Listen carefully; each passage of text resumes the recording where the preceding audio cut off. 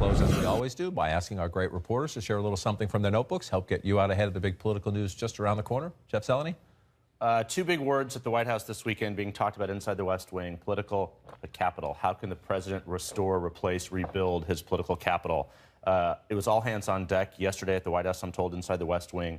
All advisors were present, or most were present, to talk about what they can do to give this president a win, or something that is heading toward a win after this huge defeat. A couple ideas are, of course, tax reform, infrastructure, but those are down the road. They're looking for something shorter term. So look for the president once again to travel this week, probably midweek, someplace to try and rebuild the political capital. The question is, will he be trying to reach out to people who might not agree with him, as opposed to all these rallies we've seen of true believers? They are with him till the end. The others are not. That's to be interesting to see. Is he going out for a crowd or going out for a reason? Right. Margaret? One name to watch, Mike Pence. There's going to be a lot of palace intrigue about whether Reince is down and whether Steve Bannon's up and what's going to happen to Gary Cohn. But Mike Pence, the vice president, really is the one sort of tool in the toolbox that President Trump has to use if he wants to get serious about figuring out how to actually make deals. And I don't mean between Democrats. I mean, like, between the conservatives and the moderates in his caucus. But Mike Pence actually knows how to do this from Congress, and in theory knows how to work with Democrats from his executive experience. We saw him over the weekend in West Virginia, kind of working that sort of rally and message. But to the extent that they want to follow that Biden-Obama model of having experienced lawmakers get stuff done, Pence is a tool they can use if they choose. We shall see if they choose. Interesting point there, Jennifer. Okay, I'll give you a quick preview of an executive order that Trump is going to be signing in the coming days, as possibly as soon as Tuesday. It has to do with the Clean Power Plan and regulations regarding coal development. We know that Trump wants to roll back those Obama-era regulations. This one has to do with addressing measures that dealt with climate change. So Obama banned new coal mining rights on federal lands, and he slashed emissions from greenhouse gases from power plants.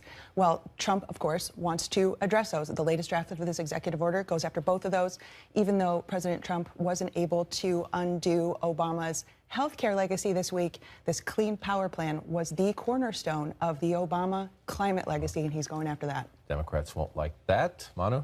John, there is no path right now for Neil Gorsuch to get the 60 votes he needs to overcome a Democratic filibuster in the Senate. I've talked to many Democratic members and aides. Those 8 votes that they need for Democrats to join Republicans to get the 60 are not there. So the next step is going to be the nuclear option. Mitch McConnell, the Senate Majority Leader, other top Republicans, they're prepared to go this route, to change the rules to ensure that a filibuster for Supreme Court nominees can be overcome by a simple majority, something they could do with their 52 Republican seats. This will have huge ramifications for future presidents, for the court, for future presidents when they have their Senate in their own party. They'll be able to get whatever nominee they want through without bipartisan support. So watch for that to come to a head next week. The nuclear option probably will be pulled. We spent last week explaining reconciliation and the Byrd Rule during the health care debate. Now we're going to try to tell America what the nuclear option is. I'll close with more on the sense of alarm and worry among seasoned Republicans after